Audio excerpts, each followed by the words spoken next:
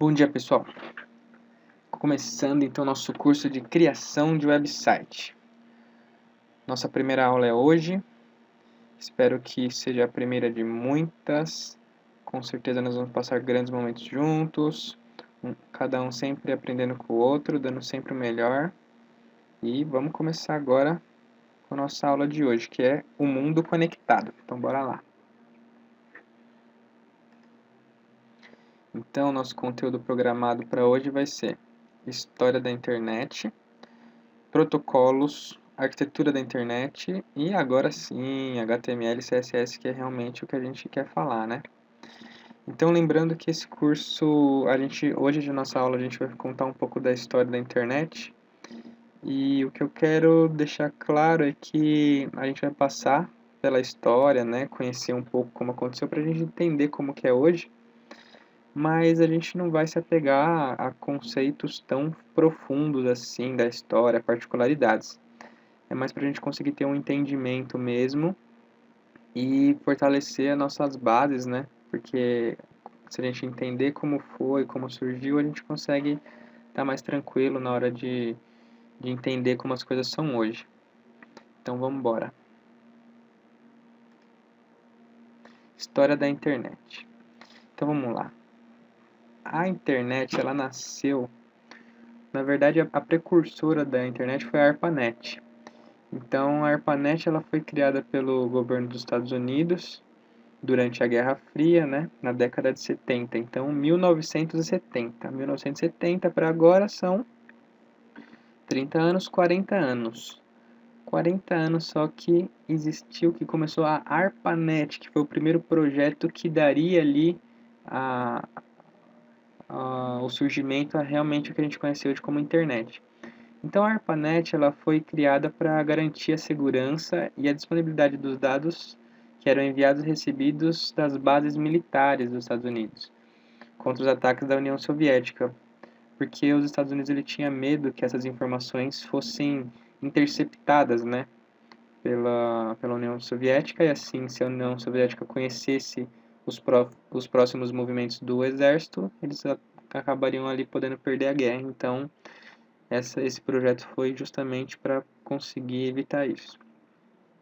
Bem, esse ataque que eles esperaram tanto não houve, mas as pesquisas continuaram nas universidades dos Estados Unidos e foram cada vez mais tomando proporções maiores. Eles perceberam que essa rede, né, essa ARPANET, ela poderia ser um ótimo e um novo meio de comunicação.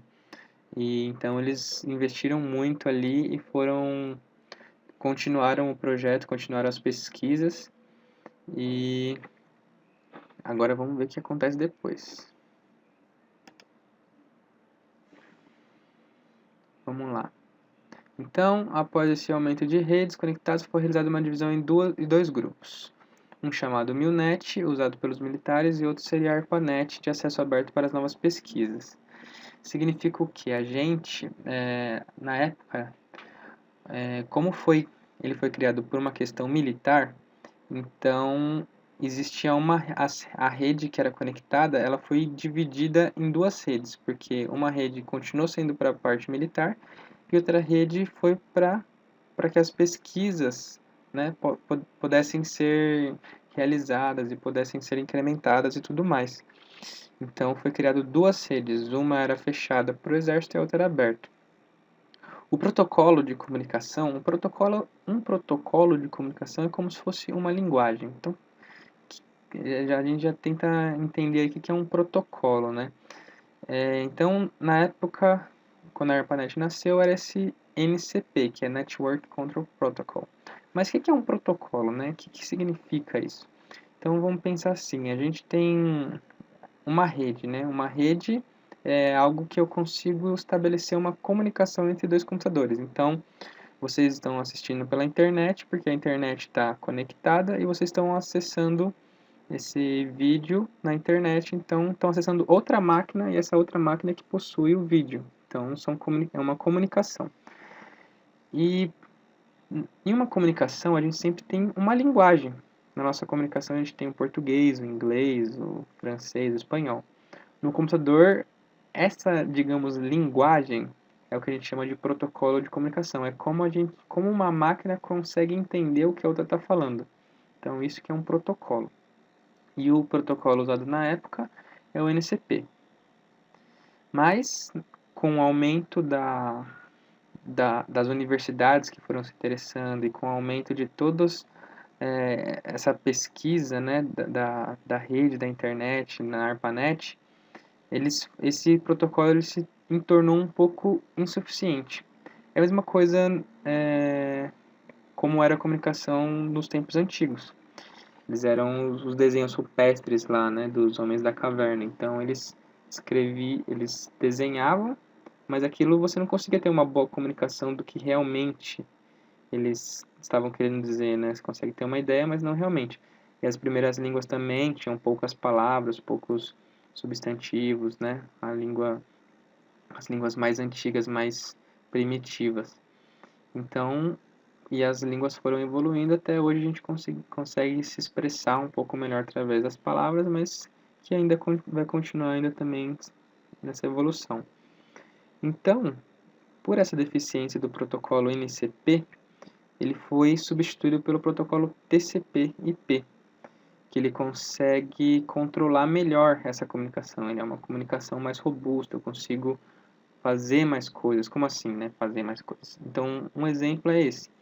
O NCP, se desse algum erro nessa comunicação entre duas máquinas, ele não tratava esse erro. Então, dava erro e você perdia o que eu estava fazendo e ele não se preocupava com isso. O TCP já se preocupa. Então, se eu estou fazendo esse vídeo aqui e de repente dá uma falha na internet de vocês, né, dá algum problema, vocês perdem alguma parte ou dá uma instabilidade na internet, na internet, então o que acontece? Ele garante que assim que voltar essa mensagem a gente vai voltar de onde a gente parou. A gente não vai perder essa informação. No NCP não. O que deu erro, perdeu, não tem mais como voltar atrás. Então essa é você já vê uma das vantagens que o TCP já proporcionava ali, que é uma nova língua, né? Um novo protocolo para substituir o NCP. Então vamos lá, vamos embora. Curiosidades. Bem, tem algumas curiosidades aqui até que engraçadas, então vamos imaginar que a gente está lá no começo da internet. Daqui a pouco a gente vai ver que a internet, nesse momento que a gente está agora, nessa evolução que eles estavam, lá no ano de 1975, que não era nada como é a nossa internet de agora, né? Então, como assim? Primeiro que não existia navegador, não existia navegadores, não existia sites. Então você fala, mas como assim não existia sites? Para ser a internet tem que ter site.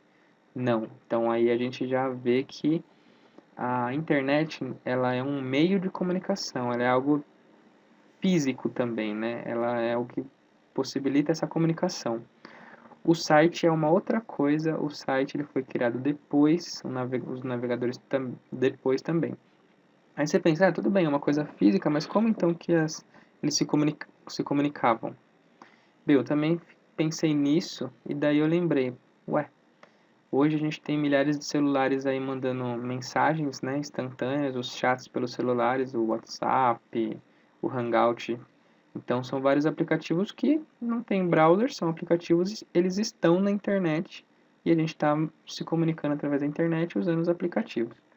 Então o que eles tinham naquela época? Eles próprios, os pesquisadores, os cientistas das universidades, eles desenvolveram os próprios aplicativos deles.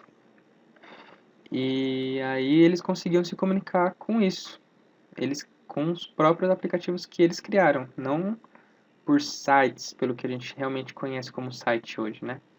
Então era algo mais primitivo mesmo. Então uma curiosidade é o seguinte, naquela época o aplicativo mais que bombou na época lá era o e-mail, né? Hoje o e-mail é uma coisa tão simples. Lá era o aplicativo que mais bombou na época, ali no comecinho que começou a surgir ali o que daria início para a internet, foi o e-mail. Então, o que a gente pode considerar como o primeiro e-mail enviado foi da Universidade da Califórnia para a Universidade da Stanford. E eles iam mandar um e-mail com o texto login. Só que quando chegou na letra O, que o sistema estava enviando a letra O para o outro computador, aí o sistema de Stanford crashou, ele parou de funcionar na letra O. Então é um caso curioso ali, o primeiro e-mail ele meio que falhou, não deu certo, parou no LO, ficou só LO, o outro lado recebeu. Hoje a gente manda e-mail, já está em poucos segundos, já está rodando, né? Já está lá na caixa da outra pessoa. É engraçado porque antes, na verdade, demorava um pouco para chegar o e-mail. Agora os e-mails estão bem instantâneos, mas antes eu lembro que eles mandavam um e-mail e demorava um pouquinho para cair ainda na caixa. Não há uns 10 anos atrás, digamos assim. Então vamos embora. Aqui, ó, outra coisa é que em 1975 havia aproximadamente 100 sites. Hoje a gente tem bilhões e bilhões. Em 1975 só tinham 100 sites. Esses sites não são os sites como a gente imagina hoje, são sites como se fossem canais que a gente poderia recuperar informações, mas não é o site como a gente entende hoje.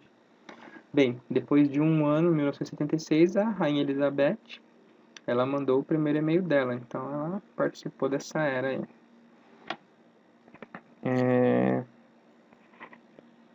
O principal aplicativo foi o e-mail, que nem eu comentei.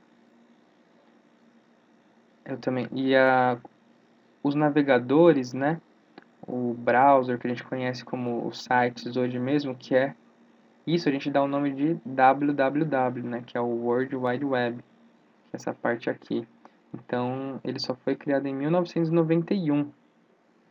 A gente vai falar daqui a pouquinho sobre ele, então, só para a gente saber mesmo que realmente não existia. A comunicação era feita pelos aplicativos que os próprios cientistas faziam e a internet ela estava ainda bem ali só para o ramo da educação, das universidades, não estava ainda disponível para a população. Então,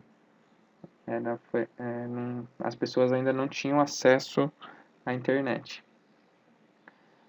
Aqui, agora, a gente fala que a internet se popularizou com a chegada dos PCs, né, que são os computadores pessoais, que veio com o Bill Gates e com o Steve Jobs. Isso na década de 80, então só depois ali de uns 10 anos mais ou menos que a internet começou a se popularizar. E isso ainda, ela começou a se popularizar, mas ainda não estava tão ainda, porque as primeiras máquinas do Bill Gates e do Steve Jobs, elas ainda não estavam comportando toda a tecnologia e várias incompatibilidades de software, de protocolos e tal. Então vamos para frente. Bem, aqui é uma parte que eu vou deixar para vocês aí pesquisarem, que a gente falou da história aí, mas a gente não tá no Brasil, não tava, isso que eu tô falando aí para vocês não é aqui no Brasil. Então, o que eu quero que vocês vejam aí a dúvida do dia, qual é a história da internet no Brasil. Então, quando que a internet veio realmente para o Brasil? Isso daí fica para vocês pesquisarem aí, depois comentarem. Certo, então lembra que eu falei que ia falar um pouco sobre o TCP/IP? Vamos falar agora, é o Transmission Control Protocol. Internet Protocol. Então, é um protocolo da internet, é um protocolo de controle de transmissão. Controle de transmissão porque tem a ver com comunicação. Então, vamos lá. TCP é um protocolo utilizado para comunicação entre máquinas. Então, comunicação entre máquinas. As máquinas, para conversarem, que nem eu disse, precisam falar a mesma língua. Essa língua é o TCP/IP. O TCP/IP é uma das línguas. Lembrando que antes, quando começou, era aquele NCP. Daí ele foi substituído pelo TCP/IP por questões que ele precisava ser mais robusto, ele precisava entender se houvesse algum erro, ele precisava tratar esse erro, ele precisava manter a conexão aberta, ele precisava ter várias vários controles que o outro protocolo não tinha. Então, foi por isso que ele surgiu. No TCP, as mensagens elas são quebradas em pacotes.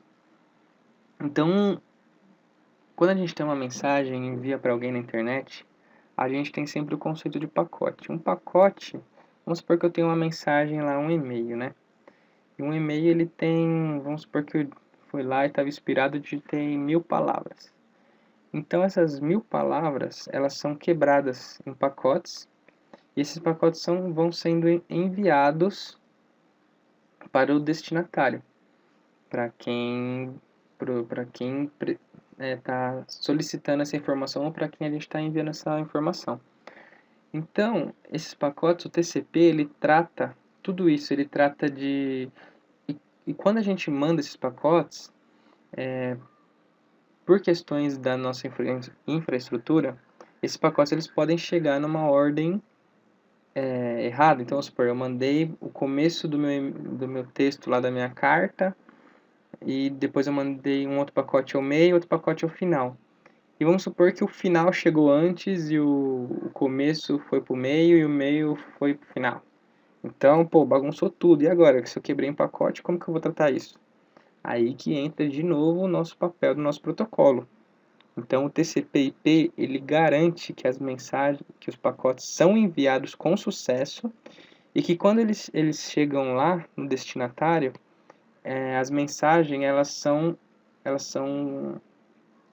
são criadas novamente, sequenciadas do jeito que elas foram enviadas. Então, se eu enviei na sequência 1, 2, 3, mesmo que chegue 3, 2, 1, ele vai ajeitar lá na hora que chegar tudo para ficar 1, 2, 3. Então, não corre perigo de ter bagunça na mensagem. Então, essa é outra das inteligências que o TCP/IP ajuda a gente.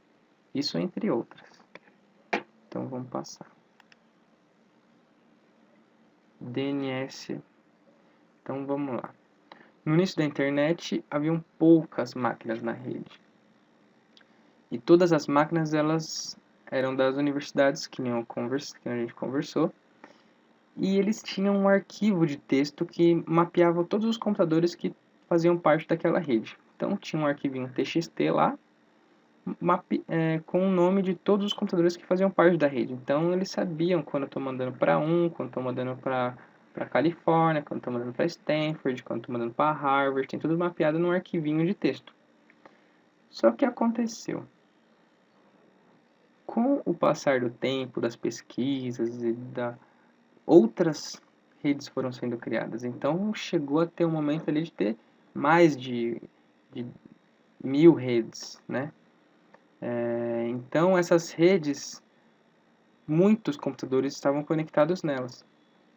Então, foi criado o DNS justamente para isso, porque imagina você ter um arquivinho de texto para mapear todos esses, agora já mais de 1000 computadores nas redes, né?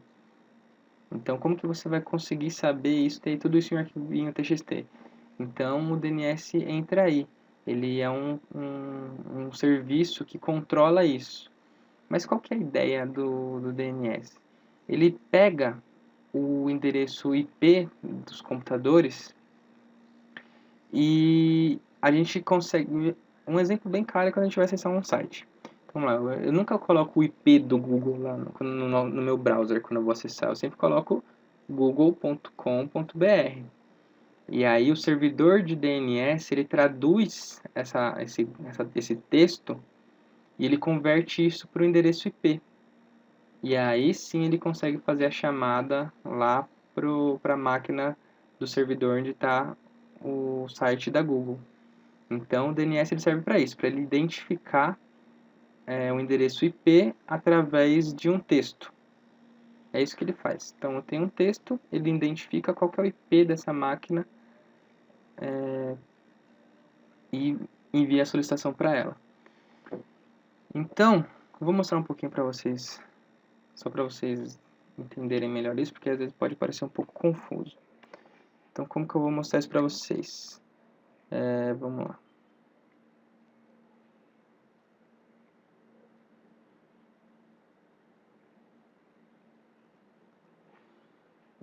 Vamos lá, aqui ó, se a gente entrar no Google,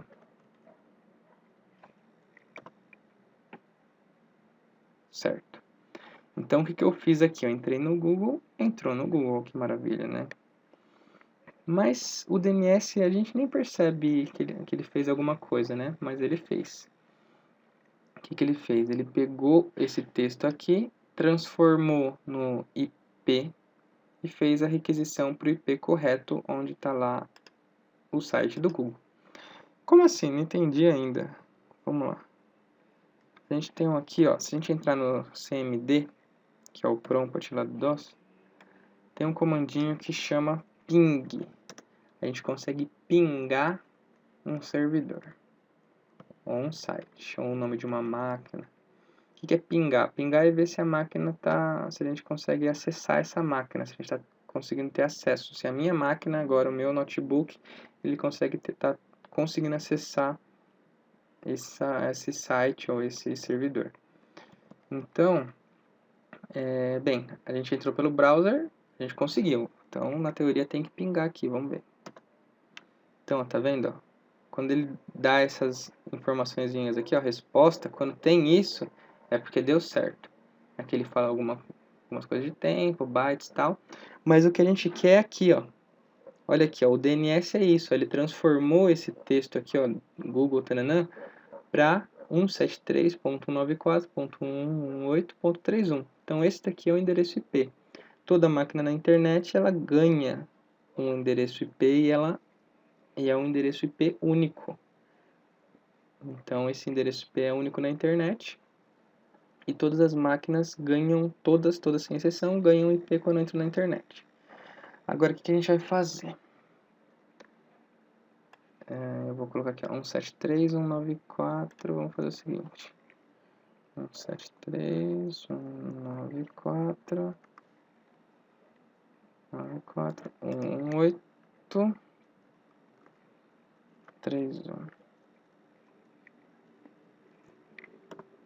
Se eu coloco assim, olha que legal. Entrou no Google. Vocês acham que eu tô mentindo? Eu vou abrir outra aba aqui. De novo. Ó, que legal.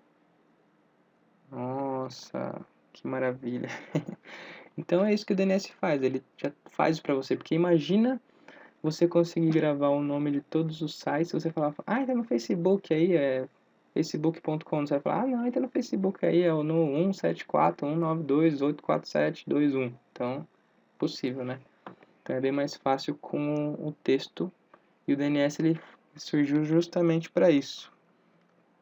Ele foi criado principalmente para as pessoas.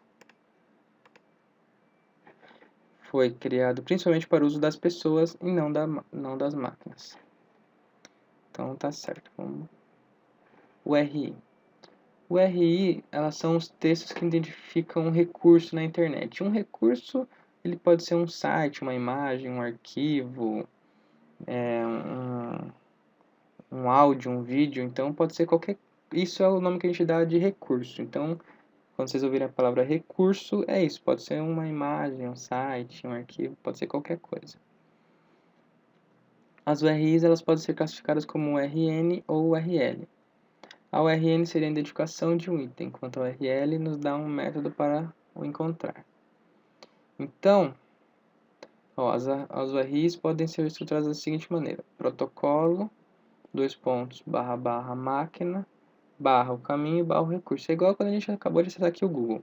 Então, esse endereço que a gente passou é uma URI, é uma URL, né? Então, ela tem aqui, ela segue aqui essa estrutura. Primeiro é o protocolo, que é o HTTP. Depois vem aqui a máquina, ou o servidor, ou o domínio. Nesse caso aqui, a gente está em uma URL. Então, a URL, ela tem um conceito, que nem está escrito aqui, ó, ela nos dá um método para o encontrar. Então, URL é quando você quer procurar alguma coisa, chama Uniform Research Locator. Então, L é de Locator. Então, ele procura esse recurso que você está querendo. Então, por isso ele tem essa sintaxe aqui. Agora, quando você tem, no caso, uma URI também, ela pode ter essa sintaxe aqui, ó.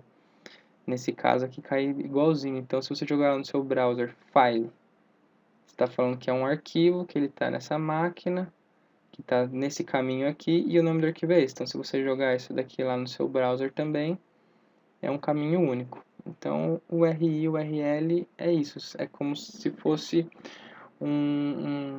uma cadeia de textos que identifica um recurso na internet. É isso.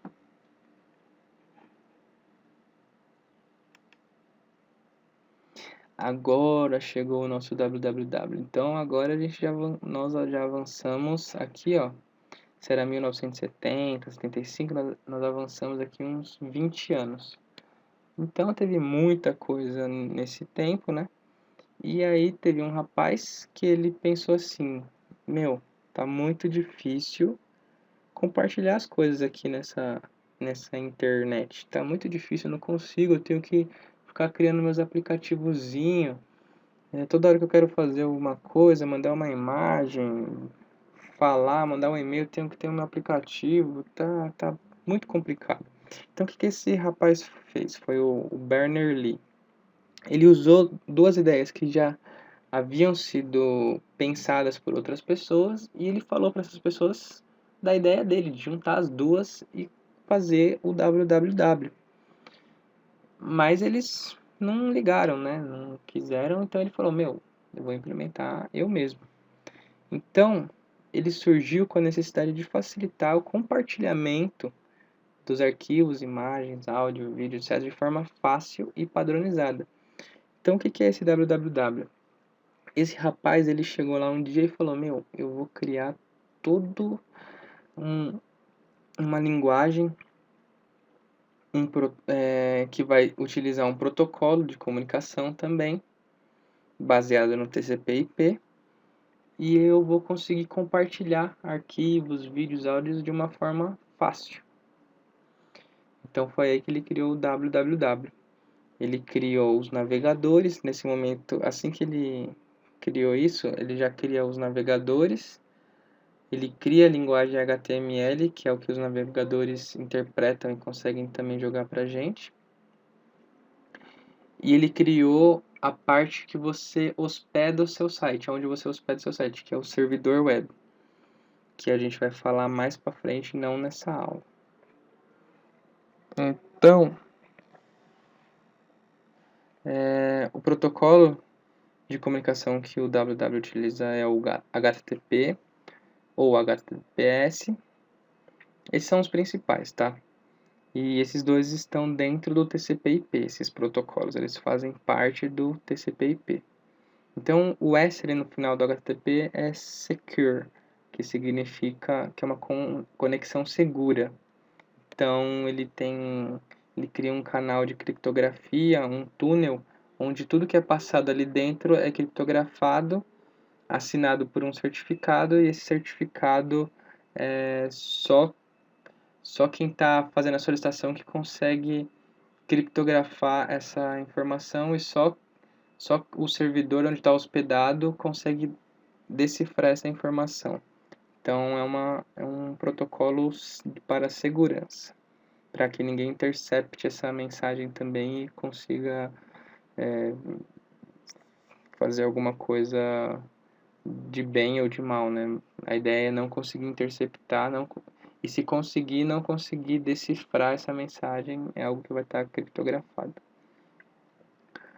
Então, como que funciona o www?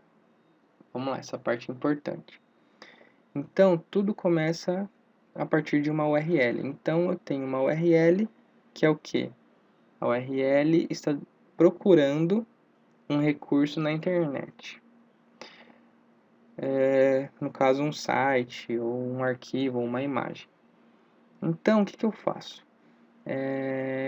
Aliás, eu não. O que os navegadores fazem? Primeiro, eles convertem essa URL, que são textos, para o IP da onde está esse recurso na internet. Como ele faz isso? Pelo servidor do DNS, que é aquele cara lá que ele transforma os textos em IP. O DNS é esse. Bem, quando a gente tem um endereço IP, o browser ele inicia essa conversa ou uma conexão, a gente pode chamar de conexão, na rede usando o TCP/IP. Então ele faz uma solicitação ou request. Então solicitação e request é a mesma coisa. E ele recebe do destino para quem ele fez a solicitação uma resposta ou response. Então você vê que ele está baseado em solicitação e resposta, e nos termos mais tecnológicos, mais técnicos, na verdade, request e response, ou request e reply. Então é assim que funciona. O browser faz um request e a gente sempre recebe uma response. E aí, através dessa resposta, dependendo do que você pediu, o browser ele renderiza isso para você no seu browser e todo mundo fica feliz e acontece tudo isso sendo que você nem percebe direito. Mas o que a gente tem que entender aqui é o seguinte, ó, que eu acho interessante, que o www ele surgiu só em 1990, ou seja, fazem apenas 10, 20 anos, 23 anos, né, 24. Então é uma coisa muito recente. E a explosão da internet ela veio justamente com o www, porque é aí que as informações estavam mais claras, né, para as pessoas poderem ver e compartilhar e criarem seus sites. Então a internet ela é muito recente. A gente já nasceu nesse mundo já cheio de tecnologia e tal, mas é interessante e é importante a gente lembrar que principalmente os nossos pais ou quem é um pouquinho mais velho que a gente,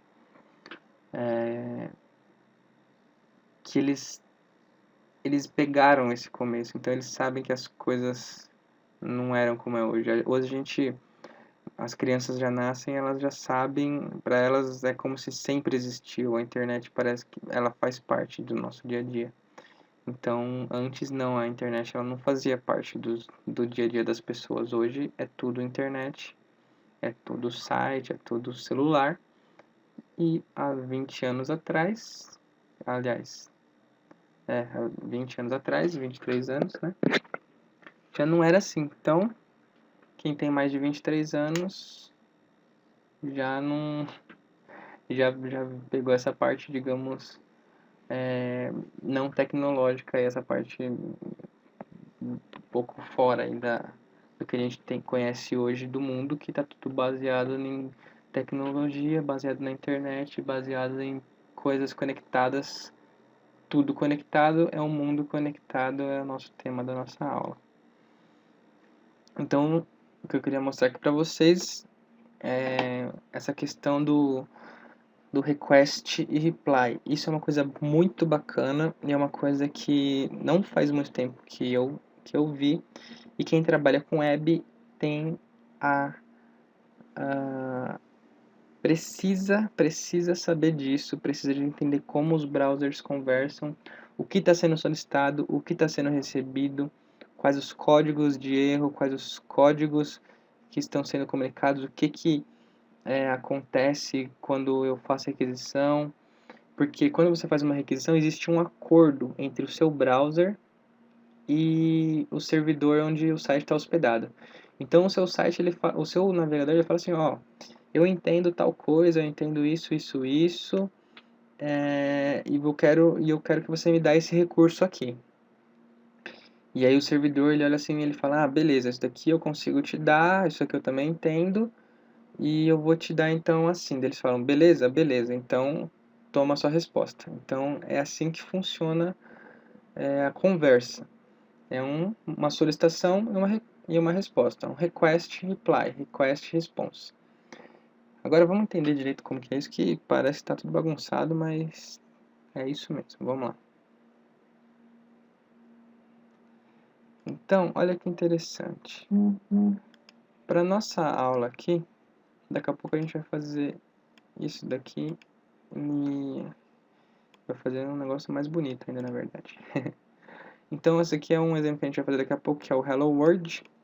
Na nossa área de programação, a gente sempre, normalmente quando vai começar a fazer um primeiro teste de alguma coisa, fazer a primeira vez que eu vou usar essa linguagem, a primeira vez que eu vou usar, que eu vou criar alguma coisa, a gente sempre fala que é o Hello World, que ele fala, na verdade, Olá Mundo, que é como se fosse uma frase que vem sendo adotada aí para as pessoas. Quando vai fazer o primeiro teste, o primeiro aplicativo em alguma coisa. Então, o que eu quero que vocês vejam aqui? O nosso Google Chrome, eu estou usando o Chrome, tem uma ferramenta para quem desenvolve para web. Na maioria dos browsers tem, não sei se vocês conhecem, mas para quem não conhece é só você apertar o F12. Então, quando você aperta F12, ele abre essas opções aqui para gente. Aqui a gente consegue ver o nosso conteúdo, nosso HTML, ver o que está sendo trafegado aqui, todas as requisições e outras opções aqui também que não vem ao caso agora. O que eu quero fazer? Com a aba aberta, eu vou atualizar essa paginazinha aqui que eu fiz. Então vamos lá, ó. Cliquei aqui, Enter, atualizou a página e aqui ó, a gente teve uma requisição. Então tudo que passa pela rede, network, ele joga aqui pra gente nessa parte. Então, olha que interessante, ó. Ele fez uma requisição do arquivo exercício1.html. O método é o get, que a gente vai ver daqui a pouco. Esse daqui é o status do código que ele voltou. O tipo do documento que ele voltou. E o tamanho dessa página que eu baixei. Então, nos casos, ele é muito... Não tem nem um kbyte de tamanho. É 142 bytes. Então, mas isso aqui ainda a gente não consegue ver direito o que é, onde que teve a solicitação e onde que teve a resposta, né, para acessar esse site que a gente fez. Isso que eu estou mostrando serve para qualquer site que você entrar aqui no Google, se você vir aqui atualizar, ele sempre faz. No Google vai carregar mais coisas, né, porque é um site mais completo, ele usa JavaScript, tem imagem, ó. Então, ó, a imagem do Google aqui, ó. Aqui é o site, então ele também tem um monte de coisa, mas o que a gente vai ver é por partes. Vamos começar nesse aqui. Se a gente clicar aqui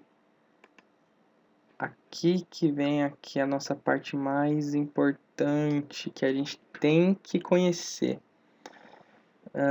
Primeira coisa, vamos começar de cima para baixo. Então, que foi o request? Lembra que eu falei request e response? Então, o que foi solicitado? Foi solicitado essa URL aqui, ó, que é o que está aqui em cima, certo? O request method é o get, a gente vai falar daqui a pouco. O status code a gente vai falar também daqui a pouco, que é o 304, desculpa. E aqui é a parte mais interessante, que é aquela parte que eu falei do acordo, que o browser faz com o servidor onde está hospedado o site, que nesse caso está hospedado na minha própria máquina. Então, o meu cabeçalho de solicitação é onde eu falo as coisas, o que eu tenho e o que eu entendo. Então, como assim? Eu estou fazendo uma solicitação. O que eu entendo? Ó, eu falo assim, ó, o que eu aceito? Ó, o accept. Então, ó, eu entendo, meu browser eu entendo texto HTML, eu entendo XHTML, XML, eu entendo imagem e entendo outras coisas. Tipo de encoding. O que é encoding? Encoding é como eu vou compactar, digamos assim, esse meu arquivo, né? Então eu consigo... Eu também entendo o padrão de compactação de zip, que é um algoritmo que compacta a informação. Eu também entendo o deflate e o SDCH. Quais linguagens eu também entendo? Português, inglês, tananã. E outras informações aqui que a gente vai ver também mais pra frente, tal, que não... que a gente não vai discutir agora, mas um legal que a gente pode falar é esse daqui, ó. Aqui eu falo qual que é o modelo do meu browser aqui, que eu também entendo. Aí o meu servidor recebeu a solicitação e vai me dar uma resposta, que é o nosso response. Ele falou aqui, ele aceitou isso que ele falou assim, beleza, eu entendo tudo isso daí, e mandou pra gente a resposta, e aqui ele fala como que ele mandou, que nessa parte a gente consegue ver também o preview, a resposta aqui, a gente já vai ver. Essa parte aqui, na verdade essas duas, elas sempre variam. Então às vezes você vai ver uma coisa a mais aqui, às vezes você vai ver que esse daqui não tem gzip, ou vai aparecer outros itens novos aqui. Então com o tempo a gente vai observando e vai estudando cada um deles. Mas isso é muito importante para quem trabalha com web conhecer essas solicitações e respostas. Aqui uma das coisas que o servidor fala, né, que é quem manda a resposta, ele falou que está hospedado no IIS, que é um servidor web, que a gente, como eu falei, a gente vai falar mais para frente só, mas é um meio onde eu posso hospedar os meus sites. Então, quem também quiser pode dar uma pesquisada sobre o IIS, que é o da Microsoft, é o servidor web que a Microsoft utiliza. Então, aqui ó, a resposta dele foi essa daqui, ó, é um documento HTML. Lembra que o meu request falou que ele entendia HTML? Daí o servidor falou, ok, nessa URL aqui é realmente um HTML que eu vou te dar, então toma. Tá aqui, ó. Aqui tem no preview, a gente consegue também dar uma olhada, que na verdade é praticamente a mesma coisa. E o timing aqui é quanto tempo ele demorou para fazer quanto tempo que foi da solicitação até a resposta. Então a gente consegue ver se nosso site está lento e tal. Então era isso que eu queria mostrar aqui nesse momento, para ficar um pouco mais claro o que é essa questão de solicitação e resposta. Deixa eu ver se eu consigo iniciar daqui.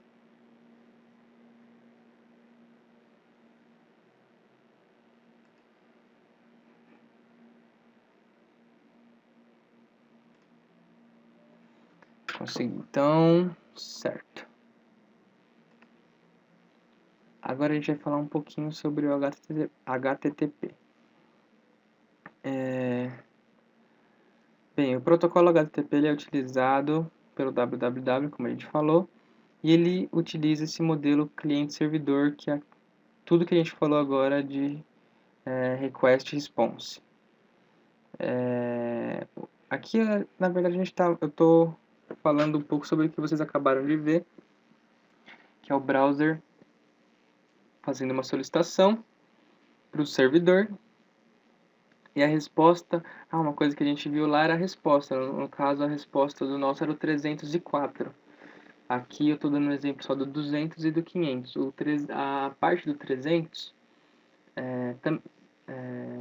ela fala, bem, eu tenho que ter uma tabelinha aqui que fala isso, vamos procurar essa tabelinha, que é importante isso daqui. Vamos colocar aqui, HTTP status code.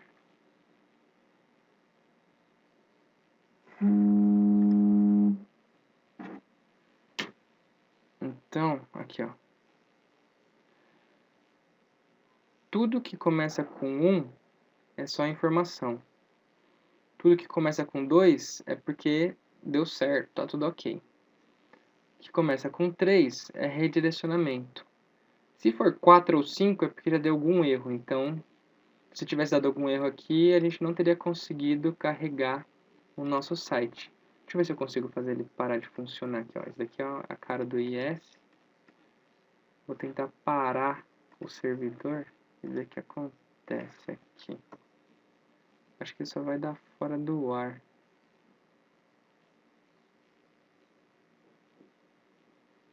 Deixa eu ver. Ele deu aqui que não conseguiu, mas não deu o código que eu queria.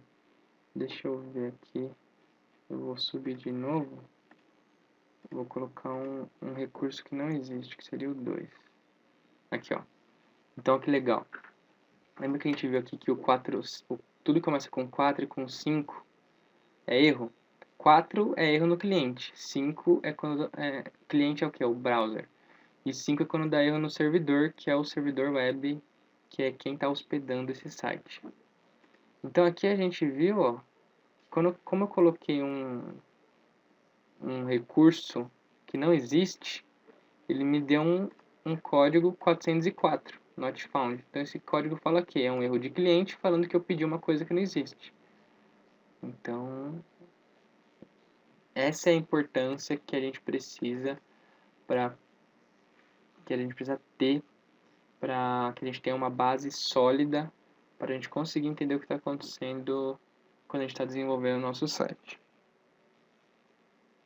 Então vamos voltar lá.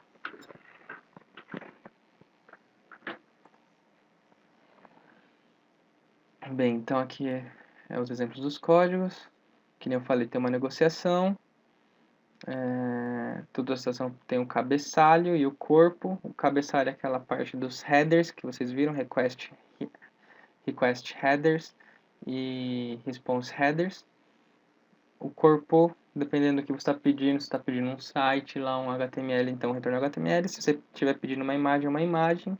Então o corpo ele varia também. E para cada URL, né, que a gente utiliza no browser, a gente pode fazer algumas ações, que é o get, post, delete, put e mais outras 5, se não me engano. Essas 4 são as principais, a gente vai falar mais para frente, não precisa se preocupar agora, mas... Então, quem quiser dar uma pesquisada sobre esses daqui também pode dar. A gente pode discutir na aula também presencial, qualquer coisa, mas a gente não vai falar agora. Bem, chegamos ao que realmente interessa, né? Bem, na verdade essa aula era realmente para fortalecer a base, para a gente conseguir entender como funciona, né, essa arquitetura na internet, como que foi crescendo e como que o nosso browser, que é novo ainda, só tem 23 anos, como que ele faz a conversa com o servidor, onde está o outro, o servidor onde possui os recursos, seja um site ou uma imagem ou alguma outra coisa, um arquivo. Então, agora a gente vai falar um pouco sobre o HTML e CSS. Vamos ver o que é o HTML, o que é o CSS. Vamos mostrar uma estrutura básica de um arquivo HTML e CSS, alguns elementos básicos do HTML e alguns estilos também básicos do CSS e vamos montar o nosso primeiro arquivinho aqui, o nosso primeiro site. Para as próximas aulas a gente vai começar a ver já os elementos mais avançados do HTML. Vamos andando um passo por vez, lembrando que esse curso é para quem não precisa ter requisito nenhum. Então aqui a gente está começando do zero mesmo e a intenção é essa, começar do zero para fortalecer as nossas bases. Então vamos ver o que é um arquivo HTML. O que é o HTML? Hypertext Markup Language. Então, ela é uma linguagem de marcação de texto, não é uma linguagem de programação. Quem fala que programa em HTML não programa, porque HTML não é uma linguagem de programação, é uma linguagem de marcação.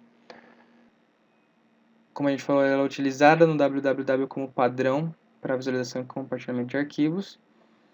Que nem a gente falou, o www ele foi criado justamente para facilitar essa visualização e compartilhamento dos recursos que estavam na internet, porque cada um criava o seu aplicativozinho e aí ficava difícil de você conseguir manusear todos esses aplicativos. Então foi criado um padrão que é o que o www faz.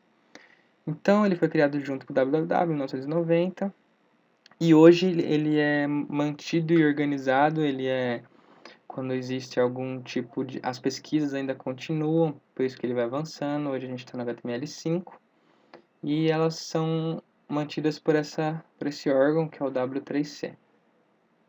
Então, O W3C tem um site, se vocês quiserem entrar lá para dar uma olhada, eles falam tudo sobre a parte do HTML, para a gente conseguir ter mais detalhes e tal. A gente vai entrar lá durante o nosso curso. O CSS. CSS, Cascading Style Sheets, é uma linguagem de estilo, ou seja, ele trata da aparência e a formatação do conteúdo sendo, nesse caso, o HTML. Não é uma linguagem de programação também. O estilo é aplicado geralmente sobre um elemento do HTML. O que é um elemento do HTML? É o que a gente vai ver daqui a pouco. Seu benefício é poder separar o conteúdo e seu formato. Então, quando a gente está trabalhando fazendo o nosso site, a gente tem que estar sempre pensando na organização. Porque se a gente faz um código, digamos hoje, né, um site, e daqui a gente só vai fazer agora e depois de 5 meses ou um ano, só que a gente vai mexer de novo porque tem que atualizar alguma coisa. Se a gente não tiver organizado isso de uma forma legal, a gente vai sofrer para entender o que a gente fez. E é por isso que existem muitos padrões, que a gente tem o nome de patterns, para ajudar a gente no desenvolvimento de sites também. Então, e uma das formas que é possível a gente fazer esse gerenciamento é justamente a gente podendo criar um arquivo só para o HTML e outro arquivo só para o CSS. Então é bom porque eu não preciso tá tudo no mesmo arquivão de texto. Eu consigo separar em vários arquivos e depois eu vinculo no meu arquivo HTML falando, ó, eu vou usar esse CSS aqui, tá? E daí ele já adiciona pra gente. A gente vai ver isso daqui a pouco. Vamos lá. Então, qual que é a estrutura de um arquivo HTML? O arquivo HTML ele é baseado em tags.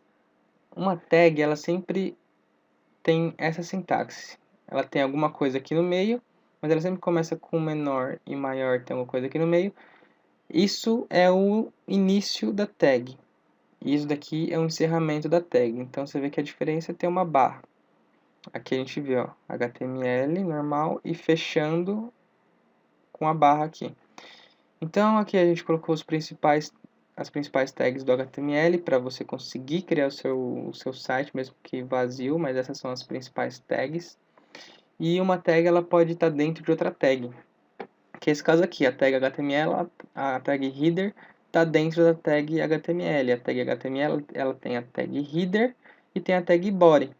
E a tag header ela tem ainda também a tag title, que é o nome que aparece no título do nosso site. A gente vai ver daqui a pouco também. A estrutura do arquivo CSS ele é composto por seletores, porque quando a gente está aplicando um estilo, uma aparência, uma formatação, a gente está aplicando em cima de alguma coisa, que é aqueles elementos do HTML que seriam as próprias tags. Então, isso é um seletor, é um elemento. E cada seletor, cada elemento, a gente vai colocar essas formatações, esses atributos que a gente quer colocar, a gente vai colocar entre chaves. E dentro dessas chaves ficam os atributos, que são o que a gente quer, que tipo de formatação, que tipo de aparência que a gente vai colocar para esse elemento. A sintaxe é que dois pontos vale ponto vírgula, que sendo o nome do atributo, o valor para o atributo, lembrando sempre que tem que ter esses dois pontos e o vírgula. Então, um exemplo disso aqui eu estou aplicando para o body, que seria o corpo do meu documento, do meu site, aqui com as chaves que nem está escrito ali em cima, e aqui eu posso colocar quantas linhas de atributos eu quiser, aqui no caso tem uma, e a chave aqui é essa, background color, e o valor para essa chave é blue, dois pontos aqui, ponto e vírgula aqui, todo mundo feliz. O que esse atributo background color faz? Faz exatamente isso que ele fala, ele troca a cor de fundo do nosso site. Então, a gente viu agora há pouco lá, o site estava em branco, se a gente colocar isso daqui, o site fica azul. Então, a gente vai ver também daqui a pouco. Aqui são alguns elementos básicos do HTML. Aqui é claro que eles têm que estar dentro da tag HTML e dentro da tag body, porque todo o site HTML precisa ter a tag HTML, a tag body, não necessariamente a header, mas a body você precisa ter porque o seu site precisa ter um conteúdo. E o HTML também sempre precisa ter, sempre precisa ser o nó principal, o nó pai, que é o que contém todas as outras tags. Então, outros exemplos de tag é H1, abrindo aqui, fechando aqui, sempre mantendo esse padrão. H2, H3, o que é os Hs? Os Hs já são, eles servem para quando você quer colocar um título. Então, normalmente quando a gente está fazendo um documento no Word, a gente coloca o título com uma fonte maior e um pouco mais negrito. Então, esse H1, ele possui já um tamanho maior, é o maior dos Hs, né? Então, o H1 é a fonte maior. O H2 é a fonte um pouco menor e o H3 menor ainda. Esse HR aqui é como se fosse um traço, algo que separa, como se fosse essa linha aqui. O P é de parágrafo, barrinha também. Aqui sempre, então, entre as tags início e final, a gente coloca o conteúdo que a gente quiser. Que é o que vai aparecer no nosso navegador. No nosso navegador não aparece essa parte, só aparece essa parte. O parágrafo, a gente pode setar esse atributo para ele aqui, ó. Então a gente está vendo que aqui iniciou menor, o P está aqui, só que eu adicionei aqui um atributo. Só depois que eu fechei aqui e fechei no final. Então aqui eu estou falando, então cada tag pode ter também o seu atributo específico. Então isso é o caso do P e muitos outros casos também possuem isso. Então um atributo align, diferente do CSS, em vez de colocar 2 pontos, a gente coloca igual. Então align fala como que eu vou alinhar esse meu parágrafo, igual no Word, se eu vou alinhar para a direita, para a esquerda ou centro. O padrão é esquerda, então você não precisa ficar colocando sempre. HR de novo, outra linha. Para eu dar um Enter, né, pular uma linha, é esse daqui. Esse daqui, como a gente pode ver, ele não tem o que inicia, ele já é assim direto. Então ele não tem o que inicia, não pode esquecer disso. Ele já é uma tag solitária, digamos assim. Esse daqui é para quando você quer colocar em negrito, o B, o I é para itálico e o sublinhado é o U, de underscore. Agora alguns estilos CSS. Aqui eu estou aplicando para o body o azul, as chaves aqui sempre. Aqui eu tenho 2 itens, 2 pontos, ponto e vírgula, ponto e vírgula. Nem sempre precisa estar entre aspas o valor, que a gente vai ver ali para baixo, mas em alguns casos, quando é texto, a gente precisa colocar as aspas. Sempre quando é texto, precisa de colocar aspas. Quando for valor, não precisa. Então aqui eu estou falando a cor e aqui eu estou passando o tipo da fonte, que é o Font Family. Font Family eu falo se é Arial, Comic Sans, consigo passar qual que vai ser a fonte que vai aplicar para todo o meu site. Aqui eu estou aplicando uma fonte específica para o meu parágrafo, que é a Verdana. Então ele vai sobrescrever. Aqui eu falo que meu documento todo vai ter Comic Sans. Mas aqui eu já falo que para o que for parágrafo não vai ser Comic Sans, vai ser Verdana. Então ele meio que sobrescreve esse font family aqui. Color é a cor da letra, tamanho da letra. Aqui eu posso falar se vai ter alguma borda entre o meu parágrafo, ao redor do meu parágrafo, aliás. Qual que vai ser o estilo dessa borda, aqui tá dashed, é pontilhado. Qual que vai ser a cor dessa borda. Aqui vai ser, é como se fosse o tab do nosso parágrafo. Quando a gente vai começar um parágrafo, a gente dá um tab, né, ou dá alguns espaços. Esse daqui é o tamanho do espaço que vai começar o meu parágrafo. H1 é a mesma coisa, estou aplicando um estilo para o H1.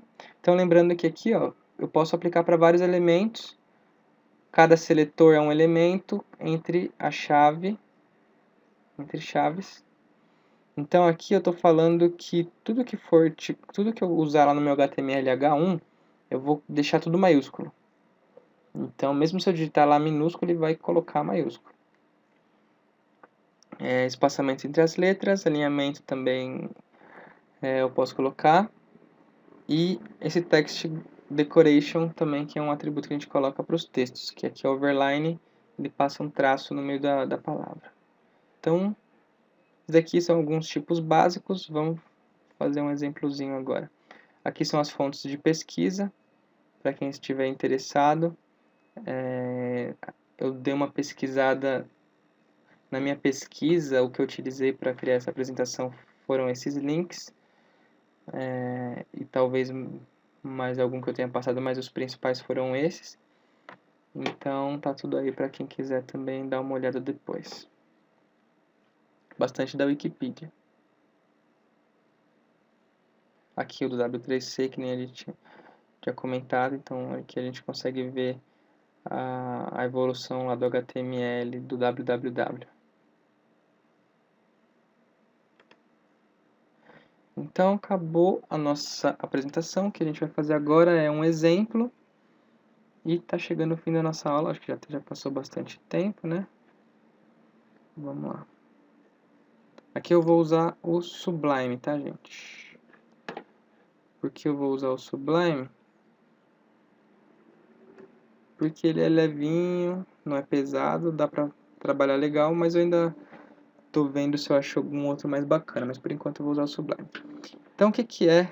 Vamos voltar lá, então. Deixa eu só pegar aqui.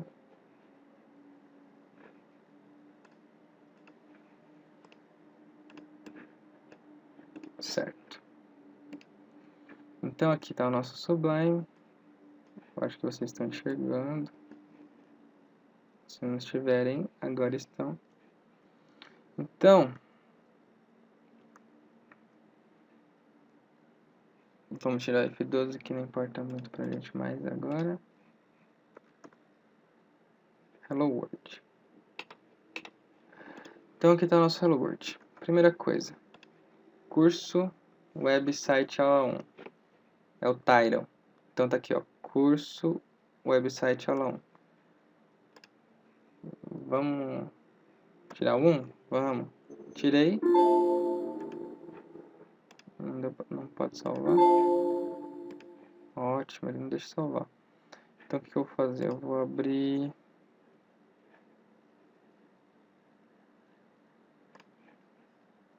Eu vou abrir de outro lugar.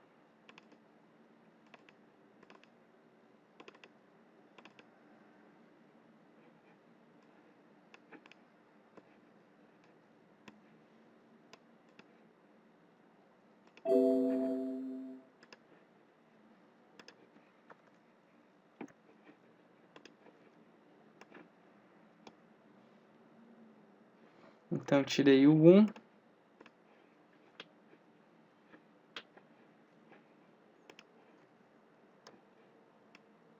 Tirei o 1, tirou o 1. Se eu colocar só curso,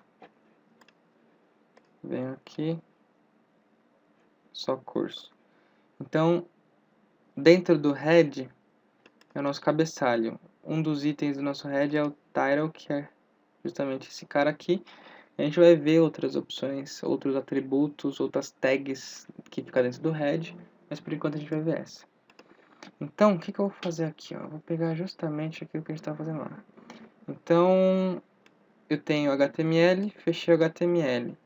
Tenho o meu head, fechei meu head e o body, tem o meu body. O body é onde realmente fica o conteúdo do nosso site. Então, ó, se eu colocar aqui, ó, título 1. E aqui eu coloco título 2. E aqui título 3.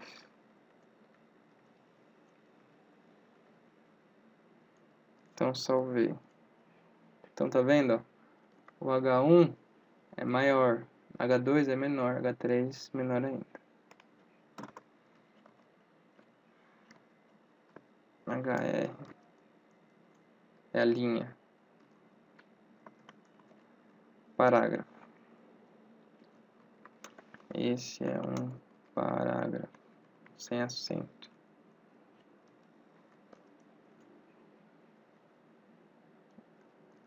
do problema de encode. Isso a gente vai ver na próxima aula.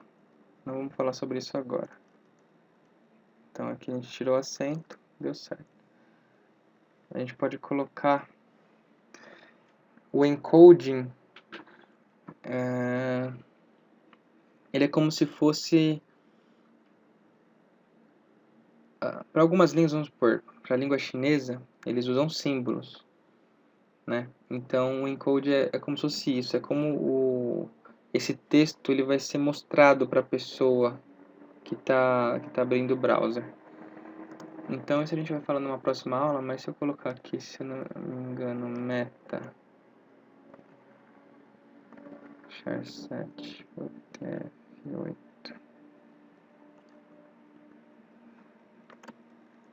Deixa eu ver se ajuda, se não der. Daí a gente... não é muito importante isso para essa aula. Aqui, ó, deu certo. Então, isso daqui é como se fosse... como eu falei, isso daqui não faz parte do nosso corpo, o que é visto é só isso daqui. O que faz parte do cabeçalho, a gente pode acrescentar algumas informações, né, que vão ser enviadas na hora que a gente vai fazendo, na hora que tiverem fazendo uma solicitação para o nosso site. Então, uma dessas configurações aqui é esse char7, que eu falo qual que vai ser o encode que eu estou usando. Esse UTF-8, ele entende o que é um acento, e por isso que agora o acento apareceu. Isso não é importante agora nessa aula. Vamos fazer um parágrafo alinhado à direita.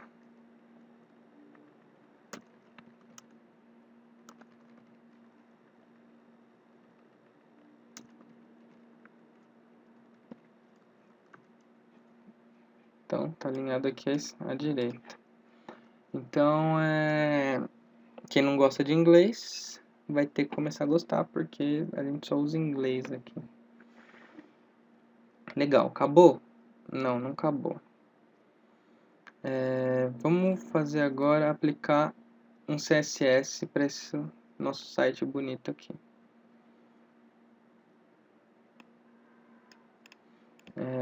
Vamos lá.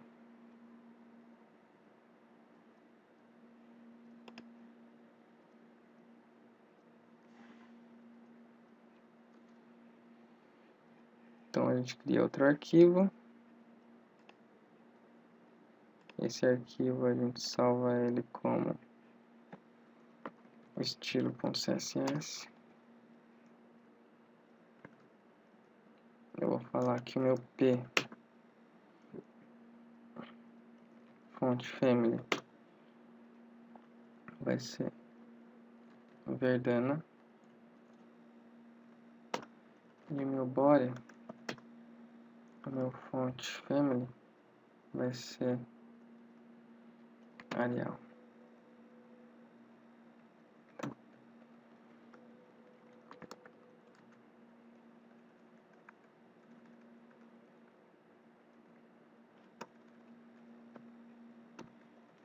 Ponto e vírgula, ponto e vírgula.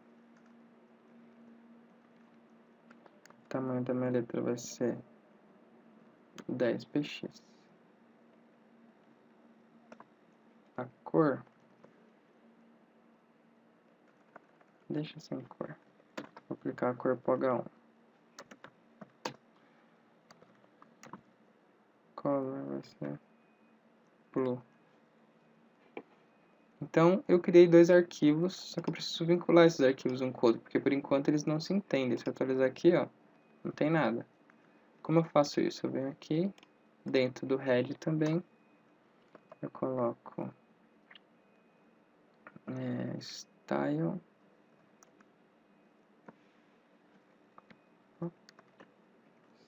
style, type, tananã.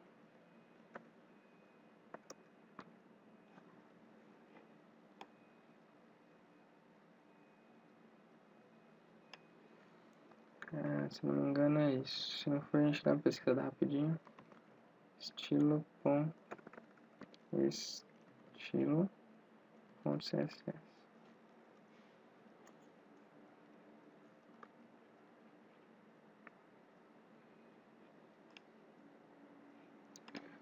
Não é isso.